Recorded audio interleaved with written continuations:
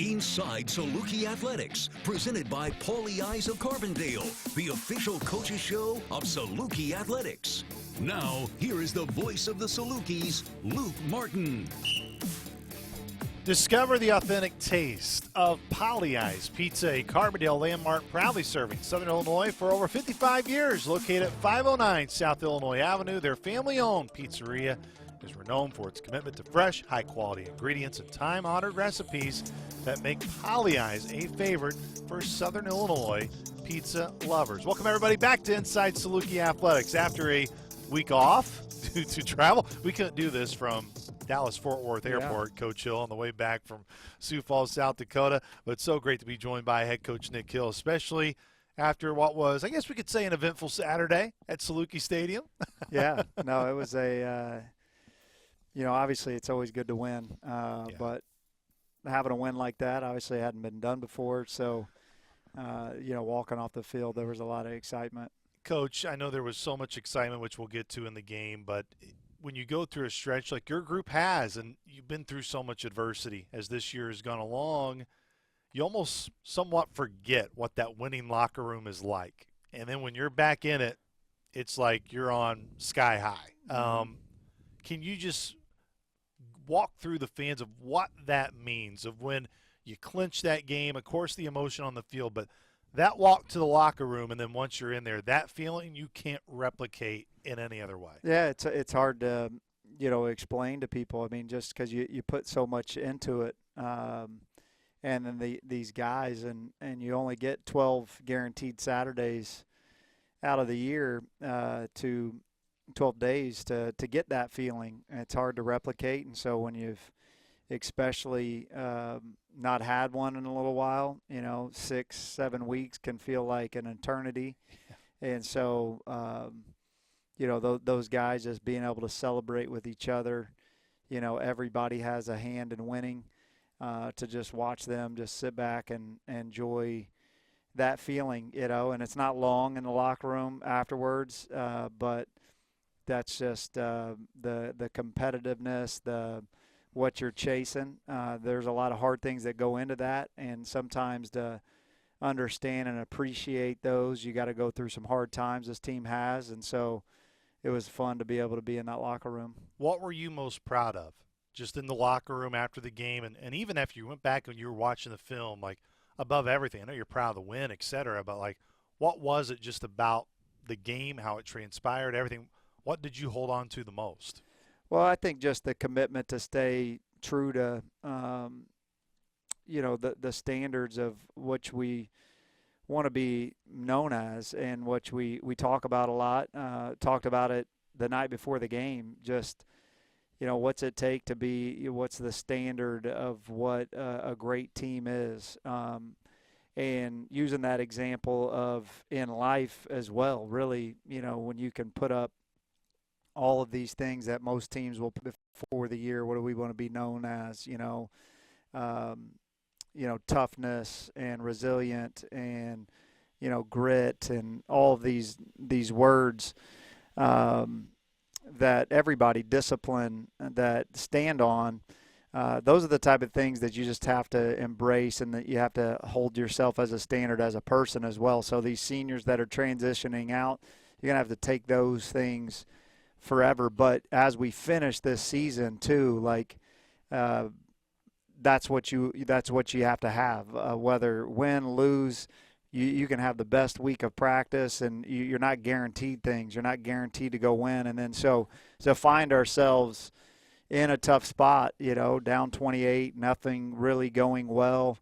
All of those things are tested, and to watch them just, chip away and come back and keep their optimism, and then obviously the emotions getting into it. And like we've talked about, I mean, once things start rolling, sometimes in this game it's hard to stop. And obviously that was what happened on Saturday. To make the comeback, it takes so much of an effort from everybody involved. But as you're going through it, and of course trying to get scores, trying to get points up on the board, take the fans through the decision-making process of, when you want to go for two versus going for PATs, Yeah. and kind of how it was structuring your way back and why that was kind of the path you guys took on Saturday. Yeah, well, which probably the majority of college football, analytics are such a big thing. And so we have an analytics book, and it will give you what the analytics tell you is the best chance to win. And so that's going forward on fourth down. Usually it's aggressive. You don't want to play to tie. What's the best chance to win the game? And that's using your timeouts. Like there's timeout charts, and obviously we get those things throughout the week. Whether you're favored to win, when you're down 28-0, your chances of winning on that chart go down. So you're going to have to make up some points. And the theory of it is if you are able to score, get a 2-point conversion, if you're able to get those 2-point conversions, now if you get the 5 scores, which it's going to take to win, you have a chance to win the game at the end of the game. And then the downside of it is, and obviously going back, and we've talked about that, if we were in that situation again,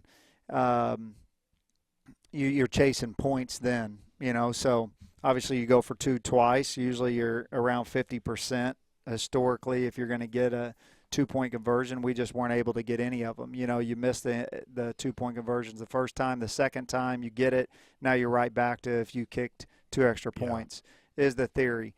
And so, but yeah, looking back, that did not work out. We were able to get the win.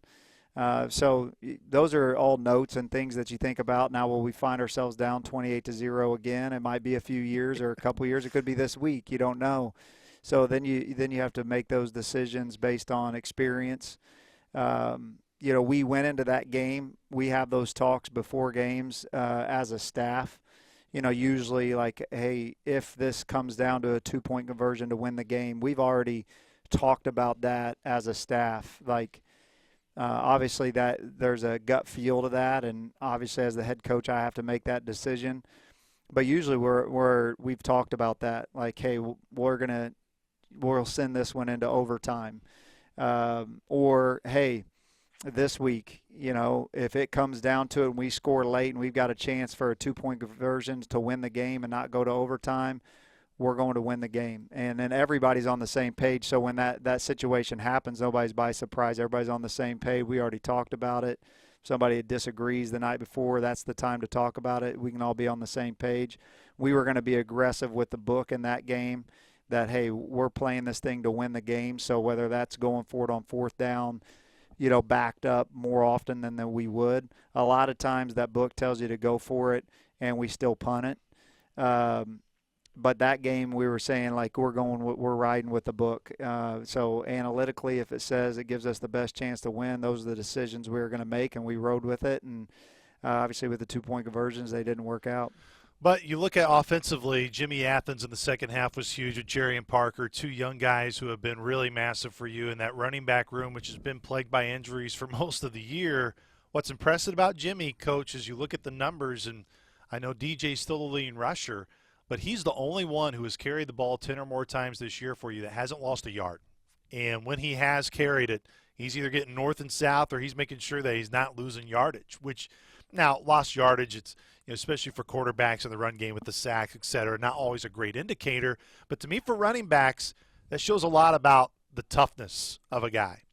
One, do you agree with that? And two, just what the future can hold for a guy like Jimmy and how important of a role he can play for this program moving forward. Yeah, without a doubt. I mean, that's a huge indicator. If you're moving forward, and we talk about that all the time. A trait of a great back is, if it's blocked for 1, get us 2 or 3. Yeah. Make it 2nd and 7, and that's on you. A lot of times in the run game, there's going to be an extra defender somehow there. It might be a safety late or somehow that's how defenses are set up of, we have 6 to block 6. They're going to have a 7th guy there. That's your guy to make miss, run through, get extra yards after contact. is a huge indicator on how well you're playing as a back. And so Jimmy has done a great job of that. He's a tough kid. He's a physical kid, smaller guy but strong, and I think when you're a smaller back, you have to have that power.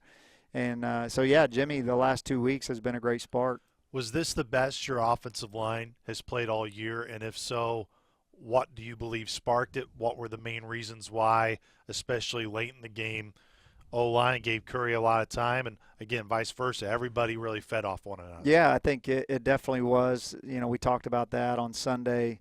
As far as players of the week, just collectively, the O-line, that was their best effort by far all together. I think you're seeing guys playing at a higher level. Noah, I think that was his best game since being a Saluki. I think Cam Dye has settled in and is a really a good player. Both of those guys able to come back next year will be key, Jake and Chase and Marcelo. And so I think, we needed that to be. So, I mean, in the run game and then also, giving Curry time, we took 1 sack, and that really wasn't on the offensive line. That was a 6-man pass protection, beat the tight end, tailback really there to help. We didn't execute that well, but that wasn't on the O-line. I mean, their 5 came off the edge. We took 1 sack late in the game and gave Curry time to make throws and step up. And so it was a good game by them. As a former quarterback yourself, and one of the areas when we were catching up during this year when we were talking about Jake's development, and you were like, Luke, I didn't make my first start until very late in my career. When you see what Jake's doing, what is impressing you most? I mean, to be, again, newcomer of the week in the league, national freshman of the week, all those awards are great for him. But when you actually watch the film, and you know it better than any of us that can even look at, like, what is impressive? Like, we see the numbers, but, like, from a quarterback standpoint that you used to play, what are you going like, man, like, Jake's really improved in this part of his game? Yeah, I think for me, I think with a quarterback, it starts with just your makeup. If you're going to be mentally and physically tough enough to be an elite quarterback, and he checks the box in those. And then I think you're going to have to be resilient. You're not going to play perfectly every game. You're going to have to bounce back. You're going to have a short memory, especially as a young quarterback. There's going to be some missed reads or some missed throws or a pick 6 against Indiana State. How do you come back the next series? I think when you start to see now that there's been a body of work here for 5 games or so with Jake, is he's always responded, and that's such a huge, huge deal. We wouldn't have recruited him if we didn't think he could make the throws, or he's shown that on tape and at our camp, and we've seen him live. We wouldn't have recruited him. So we believe that he has that. And but so do 1,000 quarterbacks. They can come to a camp and look good and throw the ball and complete it. What makes the difference is that winning it. And I think Jake has shown that. I don't know. I'm not on social media. I got to see your clip, which was awesome. But and Tom was in the locker room after. I think you saw that whenever – the team, before I was even going to give him a game ball, the team was chanting his name, like, where's Curry at? Get him up here. They put him on their shoulders. Yeah. That was cool. I mean, I've thought about that a lot. I mean, and that just doesn't happen for everybody. It could be a freshman that goes out there, but I think they all have earned a respect. His toughness in the game, I said this on my press conference, I think one of the – I'll remember this and show this in team meetings really for the rest of my career. Jake took a big hit on that 2-point play. I mean, it was reviewed for targeting. The ball came out. I mean, it was inches away from getting the 2-point conversion. But then they return it. And when you stop the film, when he crosses the goal line, Jake is 3rd on our team to chasing him down. So he just took one of the biggest hits that you could have. The ball's going the other way. He's just scrambling to get up, and he's trying to run him. He ran 80 yards the other way, with really probably no chance of getting him. Yeah. And he knew that. I mean, he's laying on the ground, the ball's going the other way. You'd have to be incredibly fast, and you probably still wouldn't catch that guy. That's just his teammates see that. His coaches see that. Did you see Curry running after the guy, just giving all-out effort? I think he showed a lot of I got a lot of texts. My brother watching the game, like, Curry will stand in there and take some licks now. And then the more he starts to go, people realize, like, you want to play with a guy like that. You want to play for a guy like that. You want to coach a guy like that. So I think that's the biggest thing that he's proven along the way. Well, it was awesome to see what Jake and the offense did, no question, to complete it. But, again, it doesn't happen without the defensive side of the ball. And what made the start of the game so frustrating, Coach Hill, was just defense in recent weeks, explosive play. Like, teams really had to earn points against the Saluki defense the last couple of weeks, which is exactly what we were accustomed to last year. And it didn't feel that way so much early in the game, but, man, when it flipped, you saw the young guys that have been so good up front for you, whether Elijah Gunn, Jamon Mathis, you can run through them all. Vontrell, who's now Chazé, who's finally getting healthy, has been making some plays for you. What has you most excited about where the defense is at, and especially late in that game when you needed stops, they were able to get him Ubaid with a huge play late to force them and get them behind the sticks. I mean, you go up and down your roster, young guys, old guys, guys who are just getting in. I mean, everybody played a part of that thing on the defensive side. Yeah, of the ball. and I think when you go back and you try to figure out, watch the tape, how they get up, 20, they scored on 4 straight possessions is, the way they started the game. They had, a play early in the game that went for a big play, and we should have that. It was a good play. Jeremiah's supposed to come with the crosser all the way across the field. They kind of stalked. He thought it was a run. It was a good play action. He loses him across the field. And then the quarterback, hurt us with his feet. It was a key all game. One play, the touchdown that he ran in the second quarter. We have a spy and some like little things that are correctable that kind of showed back up as far as just being on the same page. We have a spy for that. We didn't get him down.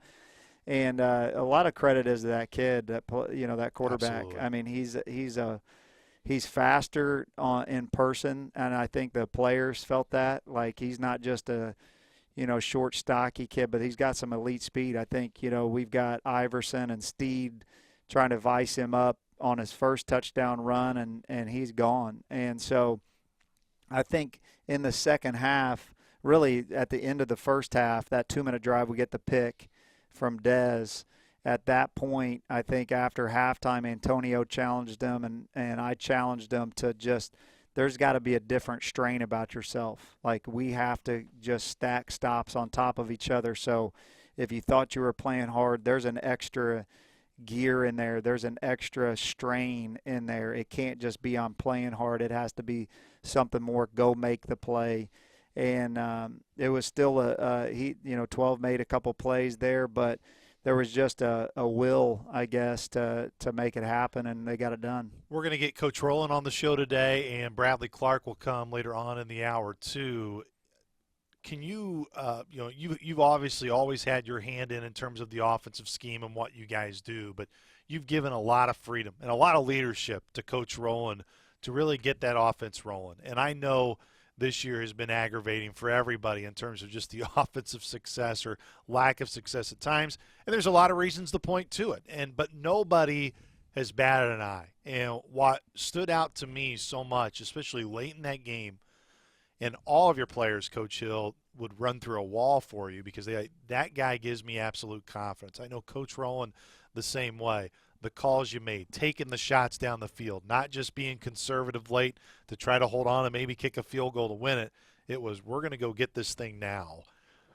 What have you been more, I guess, or what are you proud about in terms of the job that Coach Rowland and that offensive staff have done this year, knowing there's been challenges, it's not been easy, and I'm sure there's been a lot of tough internal conversations with everybody, but you can see when you watch the games, you're not going to them and going, man, this is – like, what are we doing? This is a bad scheme. It's the plays are there, and, man, when they've been able to get executed, you can see how it all comes together. Yeah, obviously, as a guy with an offensive background, I share this with the team. I mean, we have to take ownership of that. Like that's our job. It's been frustrating at times.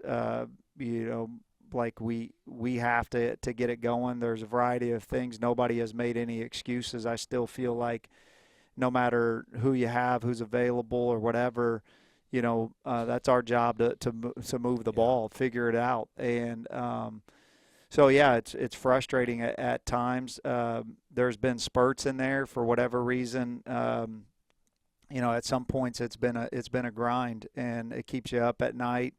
I think coaches have to be resilient too. And as a head coach, that doesn't call the plays on either side. Obviously, I'm more involved in the offense, and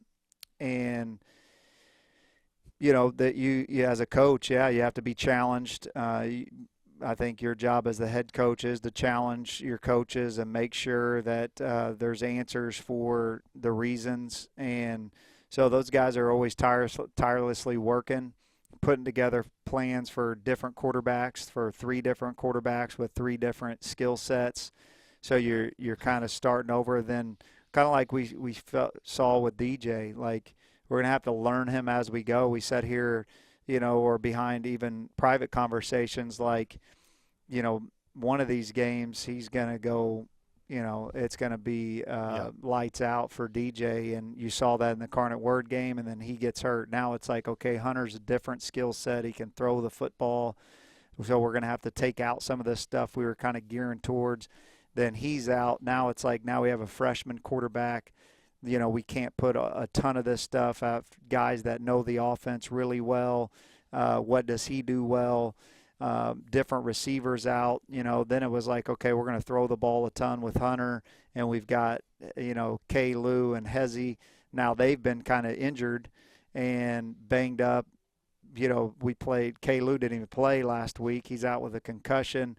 And so let's put together these different types of plans. So it's, you just have to tirelessly work, but that's our job as a coach. You don't get to say like, hey, these are your guys, and they get to stay healthy all year, and this is all you do. So you got to have different answers on the strengths of your guys. Well, and on this note, Bradley Clark gets to come on later, as I already alluded to. I've loved Bradley. Getting to know him at practice, just a really great guy. He's always had a smile, and as we talked about post-game on Saturday, he's one of the many that, he could have easily stayed where he was at or go elsewhere too, because he was an extremely talented receiver. He's been a go-to guy in this year because you've had a stacked room. You've had a lot of good talent in front of him, but he's never complained at all. And for him to be the beneficiary of catching the game-winning touchdown on Saturday, I just felt, whichever way, whatever religion, whatever you have, but there's always ways to point you, man, if you do it right, if you stick to it and you do the right things, good things happen to good people. And I thought Bradley Clark was a great example of that on Saturday. Yeah, there's no doubt. There's not a better person that could have caught that ball. I talked about it in a team meeting. Like, there's not a finer person than Brad, and he's going to be super successful after this. I know probably coming here, and then how it was the first 5 or 6 games frustrating for him. And maybe now he's proven that we should have been, playing him more in a bigger role. But he's a fabulous kid. He worked for one of my best friends, Jordan Campanella, at his law firm all summer. He just makes an impact on people that are around him. Jordan's mom's a secretary, loves him.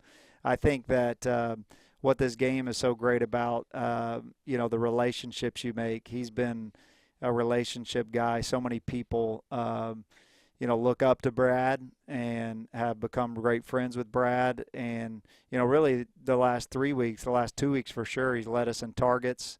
He's led us in, catches. And, like I've said for the whole team, his story isn't written either. He's got 2 more weeks, to put together really like 5 or 6 really quality games. And look, another quality opponent this weekend, South Dakota State. You look at their numbers. Gronowski, you can go all day about him and what he's done at that quarterback room. But to me, Coach Hill, you watch this group defensively now. They absolutely get after you, and their speed has really been, I think, on display, not just in recent weeks, but all year long. And it's not just one or two guys now. They rotate a lot of guys in, and no surprise. I mean, Jimmy Rogers, a great defensive player in his day, and he's continuing to build that thing. To go on the road, to face a team like this, that has to excite your group to be, you're going to be challenged by a group. Would not surprise anybody if that's the team that wins it all in Frisco this year. Yeah, without a doubt. I mean, yeah, defensively, they're giving up 13 points a game. They've always been great defensively. Some of these new guys that graduated, some guys last year, but consistent up front, play a lot of bodies that they've recruited at a high level, which you do when you're winning national championships. Yeah. Bach at linebackers played forever. I think, they've even upgraded, I think, at a couple positions. I think they play to their strengths, maybe a little more aggressive this year than they have been in the past, where maybe they weren't as heavy a pressure team. They've always done a great job of just timely mixing things up. I think that's what makes it difficult going against them. And, yeah, they're as good as they have been in the past for sure. Coach, appreciate the time. Looking forward to making the trip to Brookings with you guys this weekend. It's going to be a lot of fun, and always enjoy going up to South Dakota State because you're going to be challenged to the absolute most. Coach, appreciate it. Yeah, appreciate you. Once again, that was head coach Nick Hill. We're going to take a break here on the show. When we come back, we're going to be joined by offensive coordinator Blake Rowland. This is Saluki Football, and this is Inside Saluki Athletics.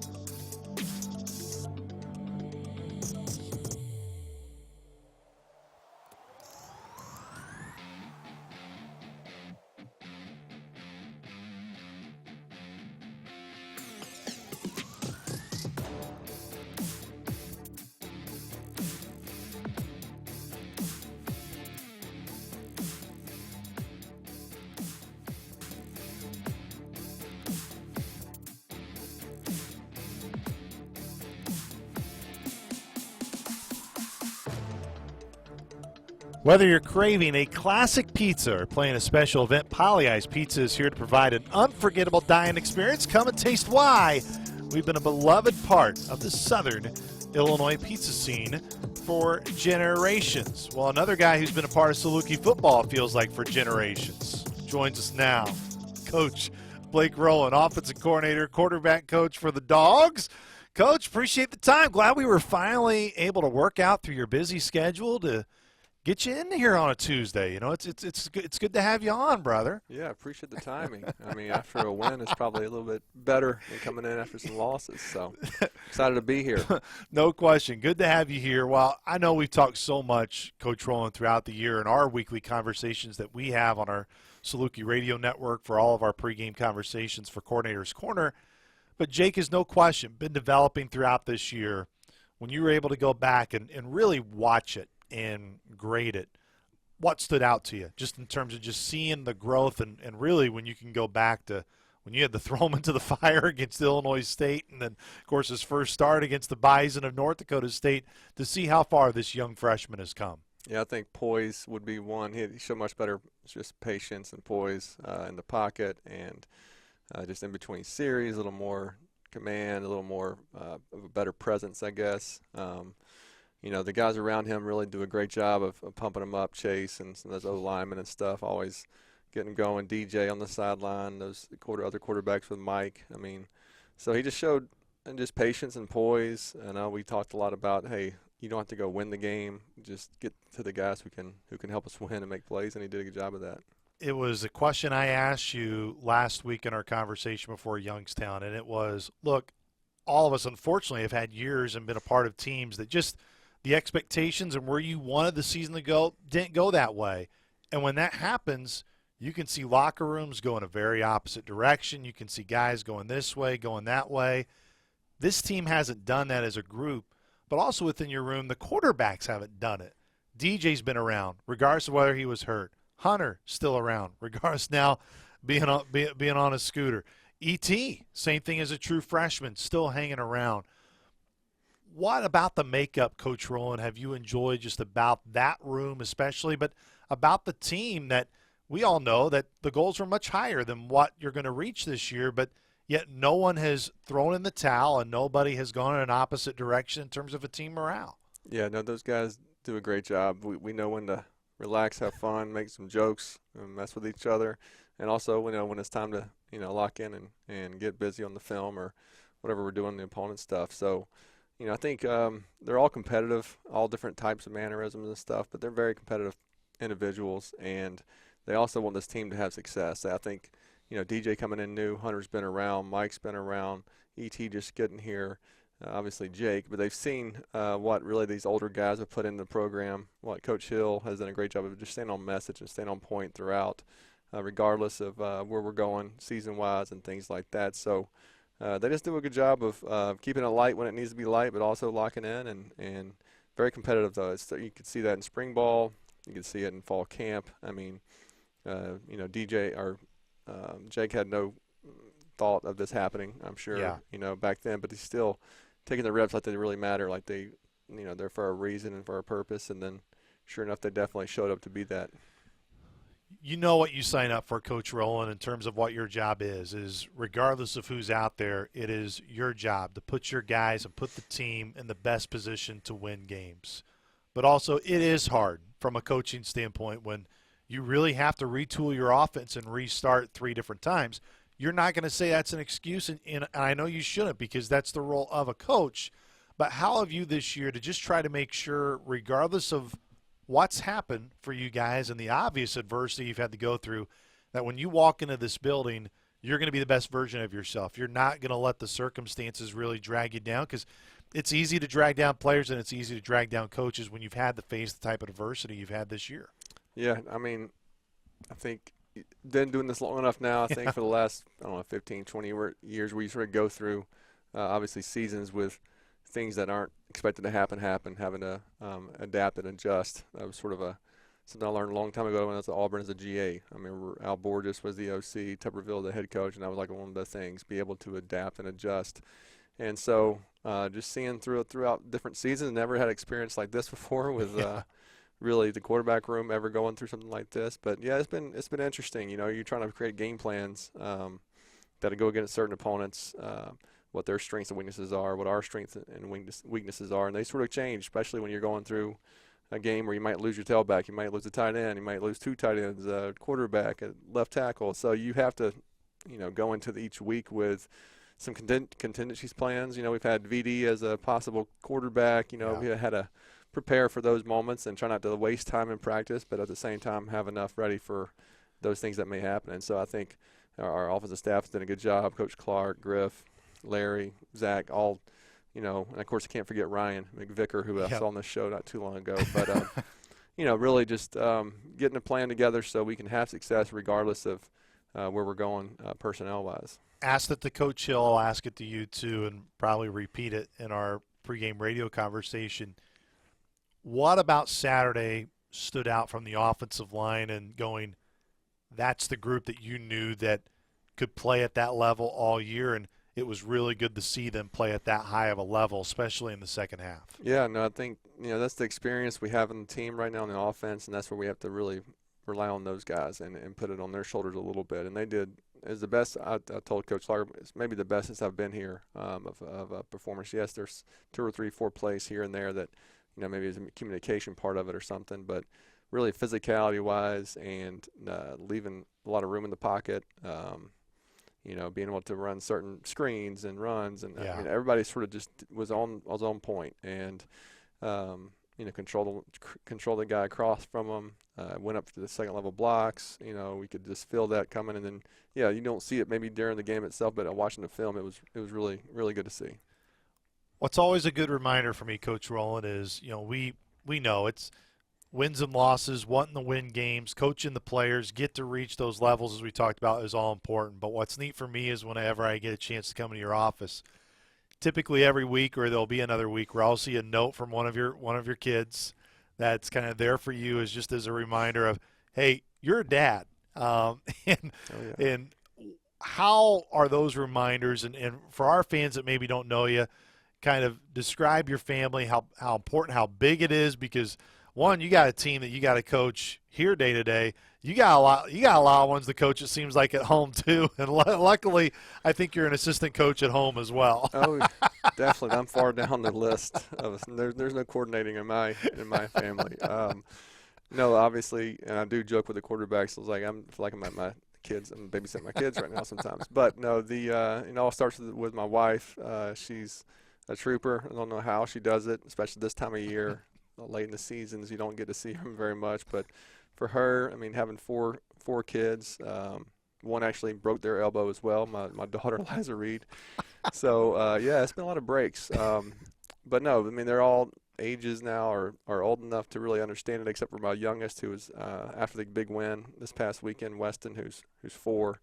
I'm walking out to see the kids, and I see him going running inside the locker room, and I'm like, "What are you doing?" He's looking for Saluki Dog, the mascot. I'm like, "No, buddy, it's over."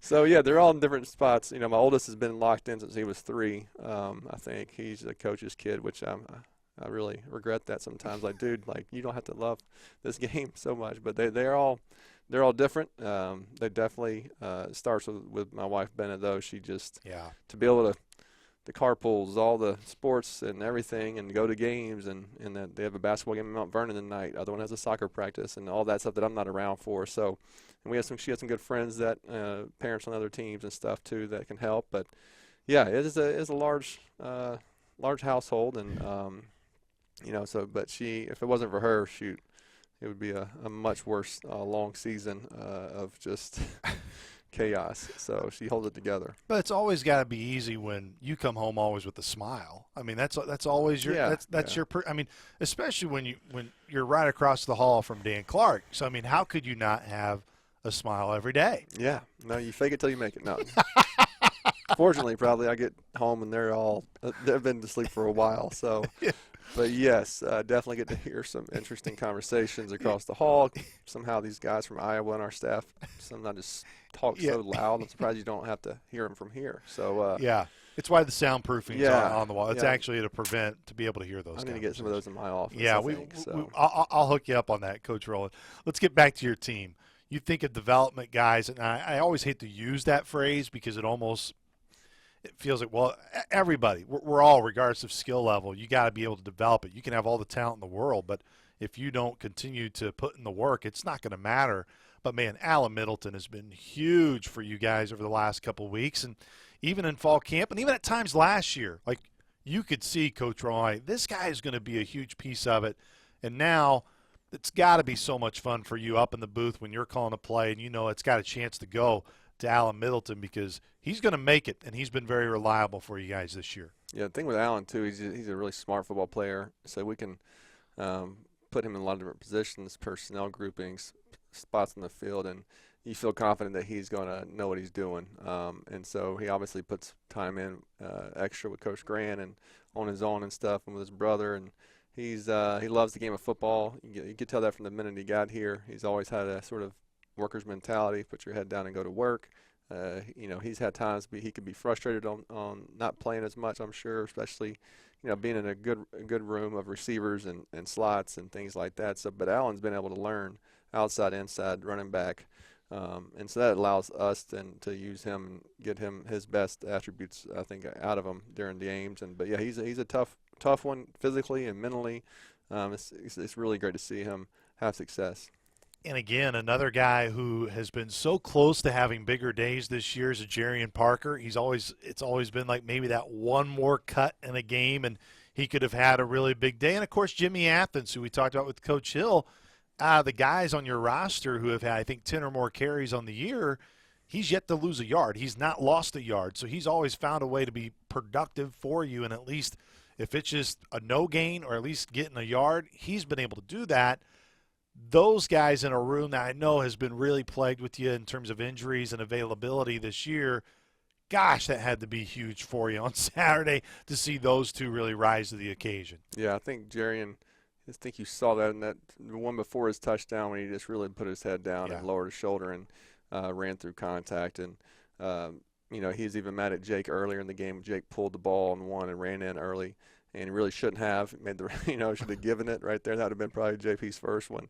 And he made the comment to Jake, after that play, like, man, give it the just messing with him. I mean, these guys go back to summer living in dorms and everything, so it's cool to see those two freshmen back there together and join it. But then, with Jimmy, I mean, he's been wanting, it's like, how can I get on the field? How can I, he's been wanting to help the team. He's a huge, he's one of those guys who loves Saluki, loves the team, and, really since the last 3 or 4 weeks, he's getting more and more reps, and all those times, pre-practice, post-practice workouts and stuff, he's really paying off for him. But, yeah, I didn't know that stat about Jimmy. That's good to know. Hey, there you go. I always got something for you, know. And typically it's one you go, thanks for the reminder. But that's a good reminder. Yeah. I'm changing my tone a little bit with you. Yep. I'm just waiting for this third down conversation from last year. And, but, yeah. Let's end it on this, too. One of the areas, and we'll get to Brad, too, in a moment. So I guess 2 more questions for you, Coach Rowan. Red zone touchdowns, I know this year have come at a premium, but, man, on Saturday, 6 for 6 in terms of scoring opportunities. All 6 were touchdowns. I mean, this had 13 red zone touchdowns all year. You almost had half of that in one game.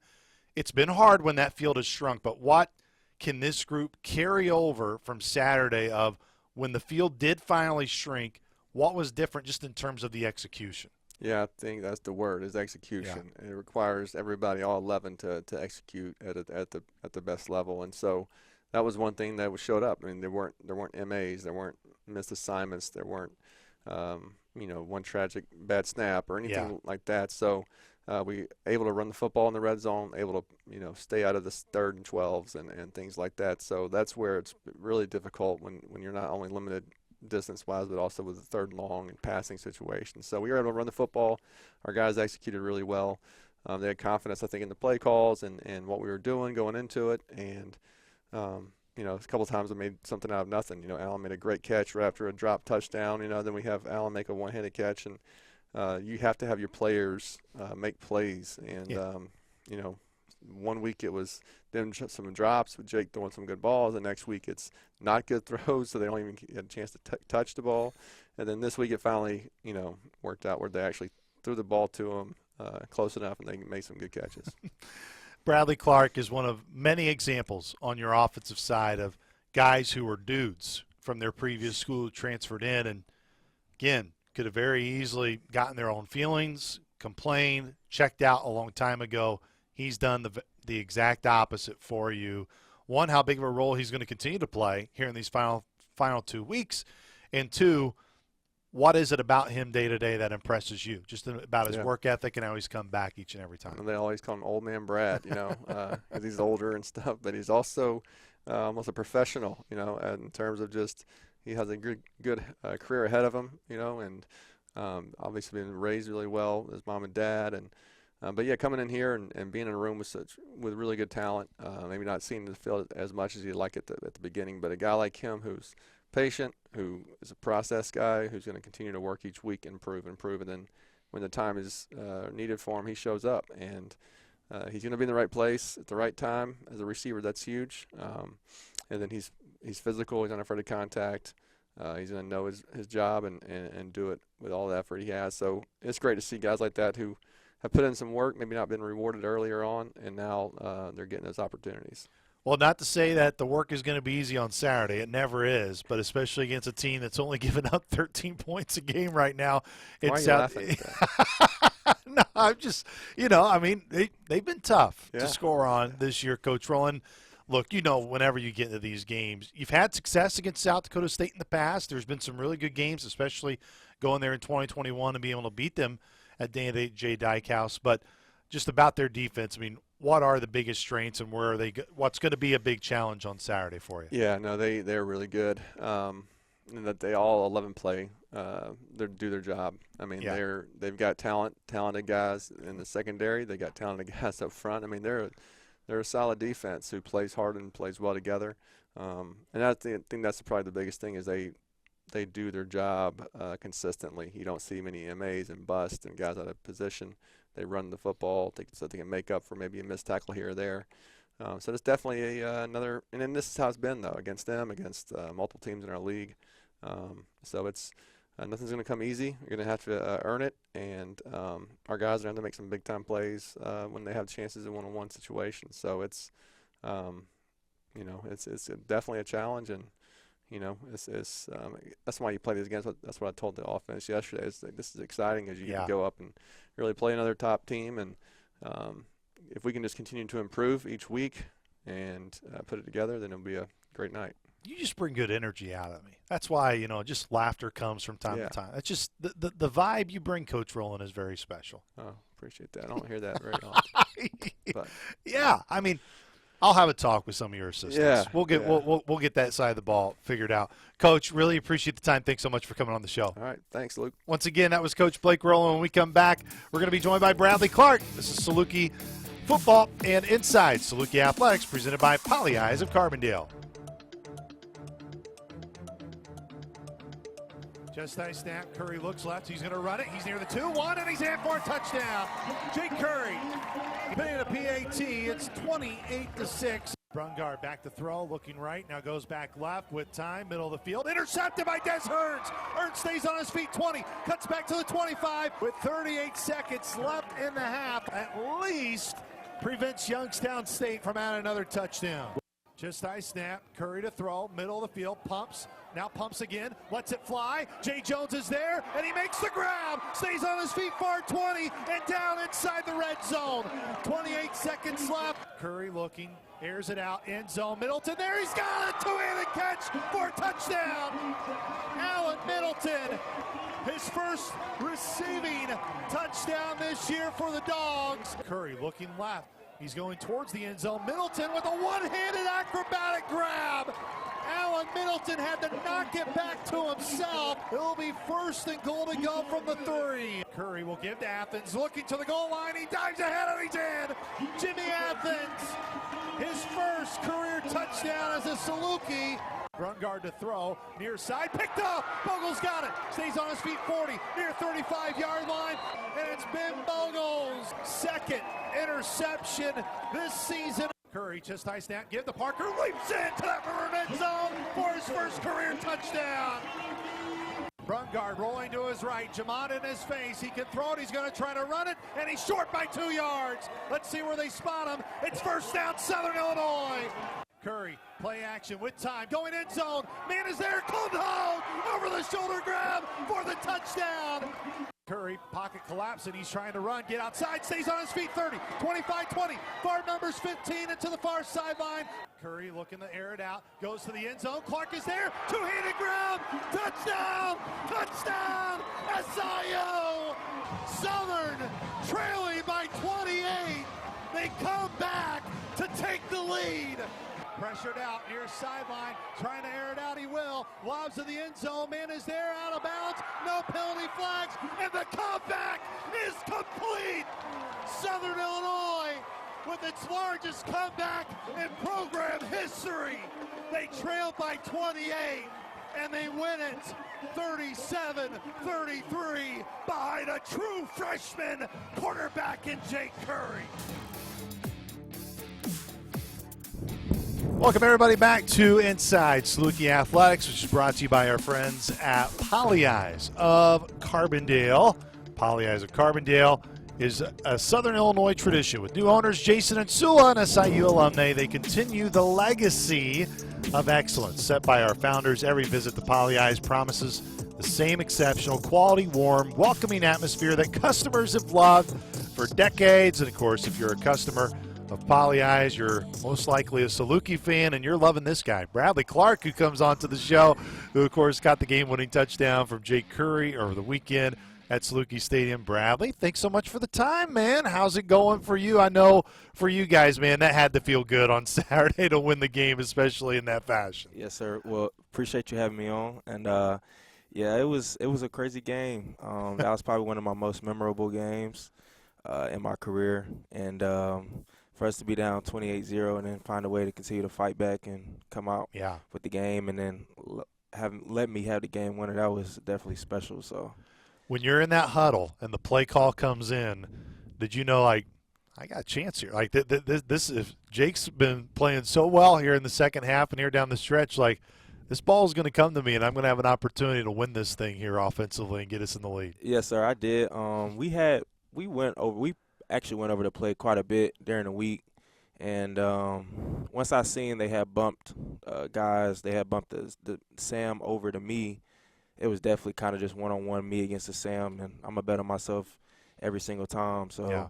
once I seen that, I just made the one move, and I knew I had the clear shot. I had a feeling it was coming to me. So Now, Coach Rowland has said the guys call you Old Man Brad. Is Yeah. there truth to that? Oh man, you deserve better than that, Bradley Clark. it Yeah. is. I bet it is what it is. But I am older. Definitely one of the older Yeah. guys on the team.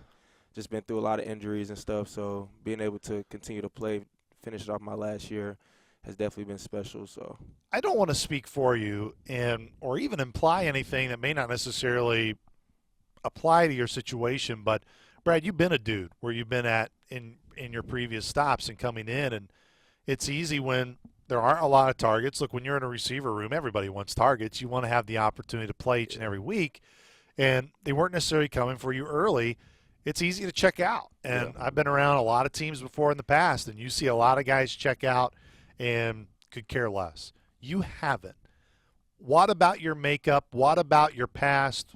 What about your story has allowed you to stay locked in? And I know the team's not going to go to the postseason. I know the goals for this group aren't going to be reached for what you wanted, but still you're able to have some really good moments here down the stretch for you and make for moments you're going to remember for the rest of your life. yeah. So I've had two season-ending injuries, and when you kind of look back at it, and like one of them, I was basically bedridden for 6 weeks on crutches. I lived on the third floor back at Tennessee Tech, so I barely came. And it was on my right leg, so I couldn't drive. So I was just sitting there and just kind of, you thinking, you got thoughts going on. Shoot, after that, I thought I was gonna be done with football. My mom was always just on me about, man, whatever you do, you always have to finish. Never quit, no matter the circumstance, situation. And that's kind of how I look at here, just in life in general. Like whatever I start has to be finished. So yeah, it wasn't going my way in the beginning, but I knew my role. I was continually going to work hard, not complain, because I knew it was going to be a breakthrough at some point as long as I keep my head down and be consistent and keep working. No doubt it makes it harder when you know you're surrounded by a lot of talented dudes. And, Yeah. and no question, you are. And that room has a lot of skill in it.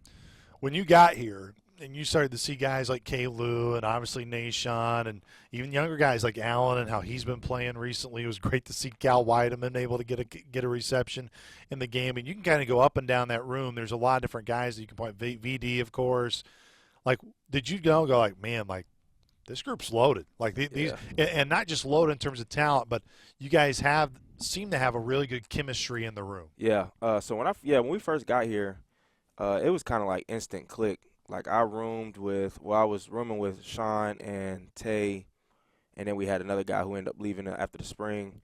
But then Sean moved out and Kalu's in there now. But we clicked instantly. You're just trying to get each other better. And I think this was the first time I've been around a room where it wasn't really no selfishness around it. Like everybody loves like each other in there. Like everybody wants to see each other succeed. And when I first got here and I kind of started playing with the guys, I had to kind of step back and look back at myself because, like you said, everywhere I've been, I've kind of been the guy. Like I kind of knew everything. Here, I didn't really know everything at first. Trying to learn a new playbook. But I think one thing that stuck out is like, man, you got guys. Some of these guys might be better than you, and there's nothing wrong with that. It just had me work harder. And like I said, I'm still a guy. I still can go out there and make plays. But I definitely had to kind of do a check with myself. Like, yeah, these guys are the real deal. And but that's the one thing I really love about the group is that even though you guys like K. Lou, guys like Sean, like them guys they were loving on me after that catch. You know what I mean? Like VD, like those are my guys, man. So and Tay. So it was just one of them things where it's like we want the best for each other no matter who's out there. If it's Lewski, whoever would have caught that, or if it was Sean or VD or anybody else in the room, man, we would we would have been loving them just how they were loving me. So I really do appreciate that. That's one thing I will really take from being here is just like the relationships I've built in such a fast time. Like within the past year, like I've only been here a year, but it feels like I've known them forever. So yeah, that's something I would definitely take. But that chemistry in there is extremely strong, and I hope it stays like that even when I leave. So I don't want to imply this question, Bradley, and when I ask it to you as any sort of excuse. And I think it's just, look, this group has faced a lot of adversity this year, you guys' offense. And when you're a receiver, you don't just work with one guy in the offseason, and especially this offseason where it was a quarterback competition between Hunter and DJ, and, of course, Jake back in the spring. Due to Hunter missing some time, Jake had to get utilized a lot like he obviously is right now. So you get used to working with all the quarterbacks, not just one. Mm-hmm. But how frustrating has this year been in terms of the offense of where you've kind of had to restart a little bit 3 different times, where you had DJ for 3 weeks and then Hunter gets thrust into it. Then Hunter comes in for 3 weeks. He breaks his leg. Jake comes in, and now finally I think you can see it really starting to click for everybody. It can't be an excuse. You guys can't have that. But has that been frustrating at all? I mean, what's it been like for you guys day to day? I would say, like, I mean, you can only do what you can control, man. We can't control the QB room. We couldn't control injuries. So at the same time, yeah, it might have been frustrating. It wasn't just frustrating for us. It's frustrating for coaches. It's frustrating for other guys on the team. But at that point, like, you just got to have to roll with it. You kind of have to just suck it up. Like, okay, this is what we got. This is what we're going to roll with. We're going to have confidence, full confidence in Jake to go out there and get the job done. When I left Tech, I played with 5 different QBs in one year. So, I mean, I was kind of used to it. I've been around it. I was able to adapt. I've learned to adapt to any situation, any circumstance that is in the way. But, yeah, I mean, I feel like any school, any player, any coach, like, they would say that's a frustrating deal. But, like that's what comes with the game. It's just the next man up mentality. So, whoever the next man up, you just got to be able to roll with it and be able to, take leadership, and especially in the QB room, which Jake has done a really good job, just taking leadership, being a young guy. I'm telling him I have full confidence. He comes to the sideline and says he has full confidence that he's going to continue to throw the ball. And I think that's what's going to help him in the future continue to grow and stuff like that. I don't want it to just be a statement of just a yes or no question for you, but when you talk to Jake now and when you're in that huddle with him, do you see a freshman quarterback? I mean, you've played football a long time. You've been with a lot of different guys. I know there's probably still – I'm not saying there's nothing more for him to learn. But in terms of how he commands that huddle, in terms of how his leadership shows, like when you're in there, do you go, man, like I'm working with a freshman right now? I mean, like what's the mindset like with Jake and how you've seen him improve? Yeah, I mean, I feel like you kind of see those things in a lot of freshman QBs because I actually had a true freshman QB last year too. And I'm not going to lie, Jake has done a really good job of not really showing that he's a freshman, especially taking leadership and kind of taking control. I remember there was one specific right before the game-winning touchdown. Somebody asked him, "Hey, Jake, are you okay? You want to come out?" He's like, "No, I'm not coming out." And I feel like that really showed his leadership as a, some freshmen might. I'm not saying every freshman is, but a lot of freshmen probably want to be able to handle that and take the hits he's taking and just get back right back up and continue to fight. So I mean, for me personally, like seeing him in the huddle, him commanding, I mean, I see just any other guy. Like if it was a veteran, if it was a freshman. He doesn't show no difference to me. It's at the end of the day, we know he's our starting quarterback right now. He's going to lead us, and we just got to have confidence that he can do that.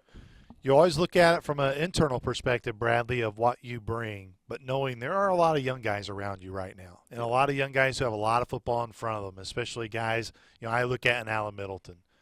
What do you see in a guy like Allen in terms of what his future can be, and how much joy you take in being a role model for guys like that and teaching them like, hey, I know my road may be coming to an end, but look now, you got a lot in front of you, and this is what you can do if you do these things. Yeah, someone like Allen, man, he's going to be an excellent, like, really, really, really good player, man.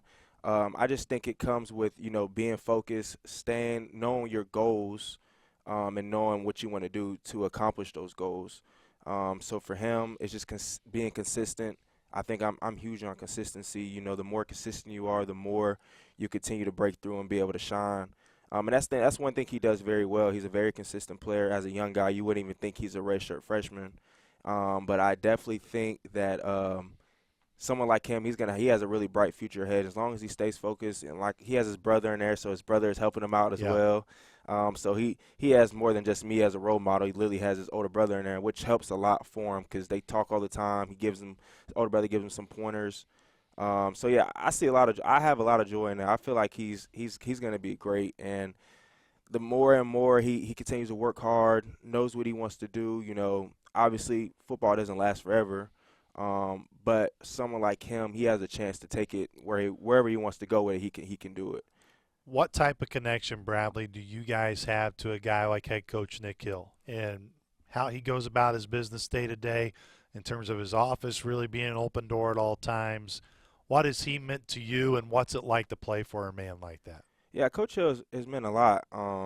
Even when I was in the portal, he got on. He even had to, took time out of his day to get on in the Zoom call to talk to my parents who are all the way in Daytona Beach, Florida, just to kind of just like, hey, this is what we have to offer. We really want your son. Just, they felt he made my peoples felt very comfortable.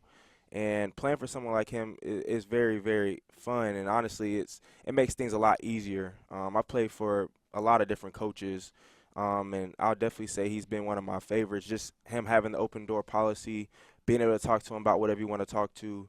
He helped me get a job out here with one of his good buddies at a law firm here. So he's been great to me since I've been here. Like I said, I only got 2 more weeks with him, but I'm definitely trying to finish this thing out right with him as well. Obviously, it's not going the way we want it, and that's football. Sometimes it doesn't go the way you want it. But I'll definitely say he's been a great role model, and I wish them the best of luck after I leave. So look, I know it's not gone the way you guys want it, but Bradley, you play a team that arguably could win the national title on Saturday, on the road at their place, which is always a tough place to go and play, and you'll end at home with a bit of a rivalry game with Murray to end it. So, I mean, I know it's 2 games, but 2 games is a lot of football, man, and that's a lot of things that you guys can accomplish. What are you, just from a competitor standpoint, looking forward to on Saturday? You're going to go up against the defense that has been rock solid all year long, and they're going to push you guys to a limit that's hard to be pushed to because there's few teams that put up the numbers that they do. Yeah, I think it's a great challenge to go against a team like that. I was actually committed to South Dakota State before I went to Tech. They wanted me to play linebacker, and I was like, I don't want to play that. So I know the head coach pretty well, but I think it's a great challenge, man. I'm excited for it. I think it's a great opportunity for us as a team, especially our offense, especially when someone like Jake who gets another chance at a good school, and then like you said, we come back home and play Murray. I think there's 2 opportunities left, and you can look at it either way. You can look at it as like, it's 2 or whatever, or you can give it your all. And for someone like me, I kind of made the decision after kind of the bye week, and I've always played with a giving my all type mindset throughout the whole season. But I think right after the bye week, I kind of told myself, like, I really broke it down. Like, hey, you got 5 games left. You know what I mean? Like, what are you going to do? How are you going to be remembered for those 5 games? And that's all I'm trying to do. So I'm trying to make a stamp, try to do what I do on the game on Saturday, try to help the team out as much as I can, and hopefully we can come out with the dub. So. Well, Bradley, as somebody that's seen you at practice all throughout the year, you've done that, and you've been a huge part of this team. You've been a great leader, and so happy that you were able to get that moment on Saturday. But I won't turn down like a couple more game winners here down the end of the year. Okay? Yeah, I hope I get that one. I mean, and they don't have to be game winners, just touchdowns. Yeah. We don't always have to make it that close. Like, it doesn't always have to be in that fashion. But I agree. Bradley, congratulations on, again, I know it's not the year that you guys have wanted, but man, you're going to be someone that the guys talk highly about for years and years to come. Thanks so much for the time, man. Appreciate you coming on the show. Appreciate you, Luke. Thank you for everything. Once again, that was Bradley Clark, and that's going to do it for Inside Saluki Athletics this week. Big thank you to Bradley, as well head coach Nick Hill and offensive coordinator Blake Rowan. Be sure to tune in to Saluki football this weekend at South Dakota State. For Bradley Clark, for Nick Hill, for Blake Rowan, I am Luke Martin saying so long, everybody. This has been Inside Saluki Athletics, brought to you by Poly Eyes of Carbondale. This has been Inside Saluki Athletics, presented by Poly Eyes of Carbondale. The preceding has been a Learfield presentation on the Saluki Sports Network.